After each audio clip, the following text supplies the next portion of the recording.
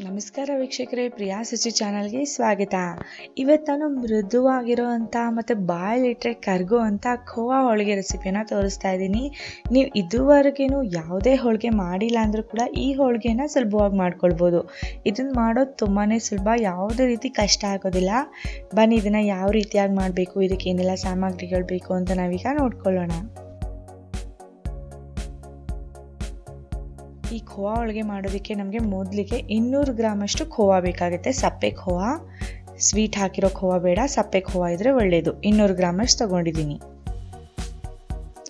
ಈಗ ಒಂದು ಅಗಲವಾಗಿರೋ ಒಂದು ಬೌಲ್ ತೊಗೊಂಡಿದ್ದೀನಿ. ಇದಕ್ಕೆ ನಾನು 100 ಗ್ರಾಮಷ್ಟು ಮೈದಾ ಹಿಟ್ಟನ್ನು ಹಾಕ್ಕೊಳ್ತಿದ್ದೀನಿ. ಜೊತೆಗೆ 100 ಗ್ರಾಮಷ್ಟು ಸಣ್ಣ ರವೆ ಬರುತ್ತೆ, ಚಿರೋಟಿ ರವೆ, ಅದನ್ನು ಹಾಕ್ಕೊಳ್ತಿದ್ದೀನಿ. ಚಿರೋಟಿ ರವೆ ಇಲ್ಲಾಂದರೆ ಉಪ್ಪಿಟ್ಟು ರವೆನೇ ಸ್ವಲ್ಪ ಗ್ರೈಂಡ್ ಮಾಡಿ ಕೂಡ ಹಾಕ್ಕೊಳ್ಬೋದು. ಈಗ ಇದಕ್ಕೆ 1 ಚಮಚ ತುಪ್ಪವನ್ನು ಹಾಕ್ಕೊಳ್ತಾ ಇದ್ದೀನಿ. ತುಪ್ಪ ಹಾಕಿದ ಮೇಲೆ ಬೆರಳುಗಳಿಂದ ಚೆನ್ನಾಗಿ ನಾವು ಮಿಕ್ಸ್ ಮಾಡ್ಕೊಳ್ಳೋಣ. ಮೈದಾ ಮತ್ತು ರವೆ, ತುಪ್ಪ ಎಲ್ಲದನ್ನು ಚೆನ್ನಾಗಿ ಮಿಕ್ಸ್ ಮಾಡ್ಕೊಳ್ಬೇಕು. 1-2 ನಿಮಿಷ ಚೆನ್ನಾಗಿ ಮಿಕ್ಸ್ ಮಾಡಿದ್ಮೇಲೆ ಸ್ವಲ್ಪನೇ ನೀರನ್ನು ಹಾಕ್ಕೊಳ್ತಾ, ಮಾಮೂಲಿ ನೀವು ಚಪಾತಿ ಹಿಟ್ಟನ್ನು ಯಾವ ರೀತಿಯಾಗಿ ನಾದ್ತಿರಲ್ಲ ಅದೇ ರೀತಿಯಾಗಿ ನಾದ್ಕೊಂಡ್ಬಿಡ್ಬೇಕು. ಸ್ವಲ್ಪ ಮೀಡಿಯಮ್ ಸಾಫ್ಟ್ ಇದ್ದರೆ ಸಾಕು, ತುಂಬ ಸಾಫ್ಟು ಬೇಡ, ತುಂಬ ಗಟ್ಟಿನೂ ಬೇಡ, ಮೀಡಿಯಮ್ ಸಾಫ್ಟ್ ಆಗಿದ್ದರೆ ಸಾಕು. ನೋಡಿ, ಈಗ ಹಿಟ್ಟು ನಾದಿ ರೆಡಿ ಆಗಿದೆ. ಈ ಹಿಟ್ಟನ್ನು ನಾವು ಒಂದು ಅರ್ಧ ಗಂಟೆಗಳ ಕಾಲ ರೆಸ್ಟ್ ಮಾಡಲಿಕ್ಕೆ ಬಿಟ್ಟರೆ ಸಾಕು. ಅರ್ಧ ಗಂಟೆ ಆದಮೇಲೆ ಹೋಳಿಗೆ ಮಾಡ್ಕೋಬೋದು. ಅಲ್ಲಿವರೆಗೂ ಸ್ಟಫಿಂಗ್ ಮಾಡ್ಕೊಳ್ಳೋಣ. ಅದಕ್ಕೆ ನಾನೊಂದು ಚಿಕ್ಕ ಮಿಕ್ಸರ್ ಜಾರ್ಗೆ 1 ಕಪ್ಪಷ್ಟು ಸಕ್ಕರೆ ಹಾಕ್ಕೊಳ್ತಿದ್ದೀನಿ, ಅಂದರೆ ಅಂದಾಜು 100 ಗ್ರಾಮಷ್ಟು. ಇದಕ್ಕೆ ಒಂದು 3-4 ಏಲಕ್ಕಿಯನ್ನು ಸುಲಿದ್ಬಿಟ್ಟು ಹಾಕ್ಕೊಂಡಿದ್ದೀನಿ. ಎರಡನ್ನೂ ಸೇರಿಸಿ ಸಣ್ಣಗೆ ಪುಡಿ ಮಾಡ್ಕೊಳ್ಳೋಣ. ಸಕ್ಕರೆಯನ್ನು ನಾವು ನೋಡಿಬಿಟ್ಟು ನಮ್ಗೆ ಎಷ್ಟು ಬೇಕಷ್ಟು ಹಾಕ್ಕೊಳ್ಬೋದು. ಮೊದಲಿಗೆ ನಾನು 100 ಗ್ರಾಮಷ್ಟು ಸಕ್ಕರೆ ಪುಡಿ ಮಾಡಿ ಇಟ್ಕೊಂಡಿದ್ದೀನಿ. ಈಗ ಇದೇ ಜಾರಿಗೆ ಸಕ್ಕರೆ ಪುಡಿಯನ್ನು ತೆಗೆದುಬಿಟ್ಟು ಸ್ವಲ್ಪ ಸಕ್ಕರೆ ಪುಡಿ ಉಳ್ಕೊಂಡಿದೆ ಕೆಳಗೆ, ಅದೇ ಸಕ್ಕರೆ ಪುಡಿ ಇರೋ ಜಾರ್ನಲ್ಲೇ ನಾನು ಒಂದು 50 ಗ್ರಾಮ್ ಗೋಡಂಬಿ ಮತ್ತು 50 ಗ್ರಾಮ್ ಬಾದಾಮಿ ಹಾಕಿ ಸಣ್ಣಗೆ ಪುಡಿ ಮಾಡ್ಕೊಳ್ತಾ ಇದ್ದೀನಿ. ನೋಡಿ, ಡ್ರೈ ಫ್ರೂಟ್ಸು ಕೂಡ ಪೌಡರ್ ಆಯ್ತು. ಈಗ ಇದನ್ನು ಕೂಡ ಹಾಗೆ ತೆಗೆದಿಟ್ಕೊಂಡ್ಬಿಡೋಣ. ನೋಡಿ, ಈ ಥರ ಸಣ್ಣಗೆ ಪುಡಿ ಆದರೆ ಸಾಕು. ಈಗ ನಾನು ಒಂದು ಪ್ಯಾನ್ ತೊಗೊಳ್ತಾ ಇದ್ದೀನಿ. ಈ ಪ್ಯಾನ್ಗೆ ನಾನು 1 ಚಮಚಷ್ಟು ತುಪ್ಪವನ್ನು ಹಾಕ್ಕೊಳ್ತಾ ಇದ್ದೀನಿ.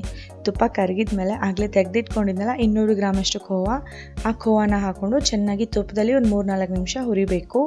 ಆ ಖೋವಾ ಸಾಫ್ಟ್ ಆಗಬೇಕು, ಅಲ್ಲಿ ತನಕ ಹುರಿಬೇಕಾಗುತ್ತೆ. ನೋಡ್ತಾ ನಾವು ಈ ತುಪ್ಪದಲ್ಲಿ ಈ ಖೋವಾನ ಹುರಿತಾ ಅದು ಸಾಫ್ಟ್ ಆಗ್ತಾ ಹೋಗುತ್ತೆ. ನೋಡಿ, ನೀವೇ ನೋಡ್ಬೋದು. ನೋಡಿ, ಆಗಲೇ ಸಾಫ್ಟ್ ಆಗ್ತಾ ಇದೆ.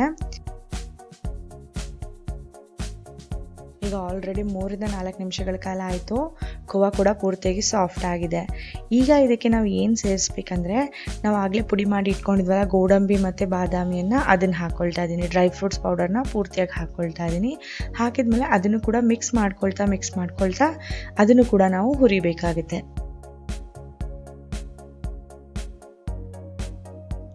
ಒಂದ್ಸಲ ಡ್ರೈ ಫ್ರೂಟ್ಸ್ನೆಲ್ಲ ಹಾಕಿ ಮಿಕ್ಸ್ ಮಾಡಿದ್ಮೇಲೆ ಈಗ ಇದಕ್ಕೆ ನಾವು ಸಕ್ಕರೆ ಪುಡಿಯನ್ನು ಹಾಕಿ ಮಿಕ್ಸ್ ಮಾಡ್ಕೊಳ್ಬೇಕು.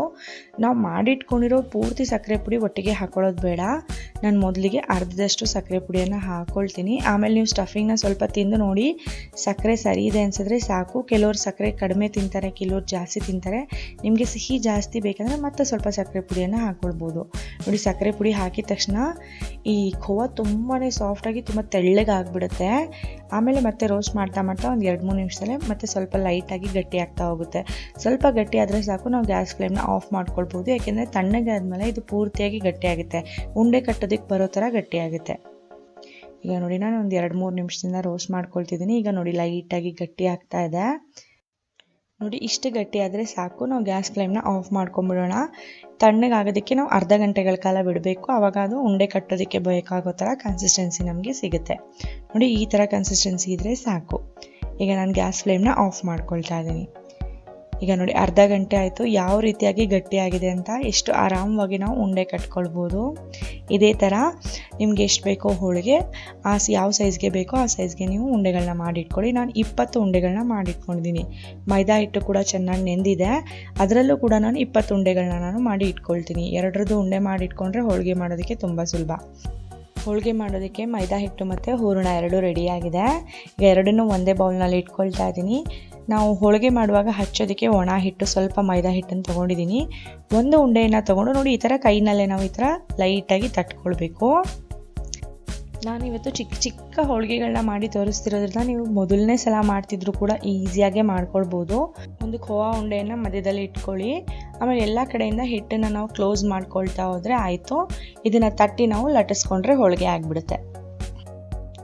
ನೋಡಿ ಸ್ವಲ್ಪ ಹಿಟ್ಟನ್ನು ಹಚ್ಕೊಂಡು ನಿಮಗೆ ಯಾವ ಸೈಜ್ಗೆ ಬೇಕೋ ಆ ಸೈಜ್ಗೆ ನೀವು ಲಟ್ಟಿಸ್ಕೊಳ್ಳಿ. ನೋಡಿ ಲಟ್ಸೋದು ಕೂಡ ಎಷ್ಟು ಈಸಿ, ಸ್ವಲ್ಪನೂ ಸ್ಟಫಿಂಗ್ ಆಚೆ ಬರೋದೇ ಇಲ್ಲ, ತುಂಬ ಈಸಿಯಾಗಿ ಸುಲಭವಾಗಿ ಮಾಡ್ಕೊಳ್ಬೋದು. ನಾನು ನಮ್ಮ ಚಾನಲಲ್ಲಿ ಶೇಂಗಾ ಹೋಳಿಗೆ ಯಾವ ರೀತಿಯಾಗಿ ತೋರಿಸಿದ್ನಿಲ್ಲ ಅದೇ ಥರ ಚಿಕ್ಕ ಚಿಕ್ಕ ಹೋಳಿಗೆಗಳನ್ನ ಮಾಡ್ಕೊಳ್ಳಿ, ತುಂಬ ಚೆನ್ನಾಗುತ್ತೆ. ಮೇಲೆ ಸ್ವಲ್ಪ ಎಣ್ಣೆ ಹಾಕಿ, ಎಣ್ಣೆ ಇರೋ ಭಾಗನ ನಾವು ತವಾ ಮೇಲೆ ಹಾಕೊಂಡ್ಬಿಡೋಣ. ತವಾ ಮೇಲೆ ಹಾಕಿದ್ಮೇಲೆ ಮೇಲ್ಗಡೆ ಭಾಗಕ್ಕೂ ಕೂಡ ಸ್ವಲ್ಪ ಎಣ್ಣೆ ಹಚ್ಕೋಬೇಕು. ಎರಡು ಸೈಡ್ಗೂ ಕೂಡ 30 ಸೆಕೆಂಡ್ ಬೇಯಿಸ್ಕೊಂಡ್ರೆ ಸಾಕು, ಜಾಸ್ತಿ ಬೇಡವೇ ಬೇಡ. ಆ ಸೈಡ್ 30 ಸೆಕೆಂಡ್, ಈ ಸೈಡ್ 30 ಸೆಕೆಂಡ್ ಬೇಯಿಸ್ಕೊಂಡ್ರೆ ನಮ್ಮ ಖೋವಾ ಹೋಳಿಗೆ ರೆಡಿ ಆಗಿಬಿಡುತ್ತೆ. ಇದೇ ಥರ ಎಲ್ಲ ಹೋಳಿಗೆಗಳನ್ನ ಕೂಡ ಮಾಡ್ಕೊಳ್ಳಿ, ತುಂಬಾ ಸುಲಭ. ಮೊದಲನೇ ಸಲ ನೀವು ಹೋಳಿಗೆ ಮಾಡ್ತಿದ್ರು ಕೂಡ ಸುಲಭವಾಗಿ ಆರಾಮವಾಗಿ ಮಾಡ್ಕೊಳ್ಬೋದು. ಮತ್ತು ರುಚಿ ಅಂತೂ ನೀವು ಕೇಳಲೇಬೇಡಿ, ಬಾಯಲ್ಲಿಟ್ಟರೆ ಕರ್ಗೋಗುತ್ತೆ, ಅಷ್ಟು ಚೆನ್ನಾಗಿರುತ್ತೆ. ಮಕ್ಕಳಿಗಂತೂ ತುಂಬಾ ಇಷ್ಟ ಆಗುತ್ತೆ.